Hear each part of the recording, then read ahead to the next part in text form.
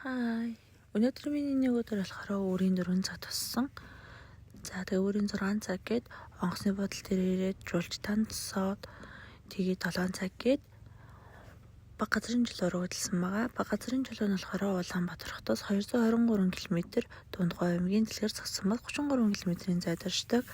За ингээ баг газрын чөлөө дээр ирээд жуулчтай тайлбараа өгөөд зураг хөргийн дарж өгөөд ханаас гоё яаж гардаг вэ гэдгийг зааж өгсний дараачаар бас өөрөө хэдэн зураг дараалаад амжсан. За мөн энэ болохоор баг газрын чөлөөтэй ойрхон агуу болон нүдний харшаан байгаа. Нүдний харшаан нь болохоор хаднаас гарч ирсэн усаар нүдээ арчих болон угаах юм бол нүдний хараанд сайн болон нүдийг амрааж өгнө гэж ярьдаг. За өнөөдөр цагаагаар үнэхээр гоё байлаа. Бай бай.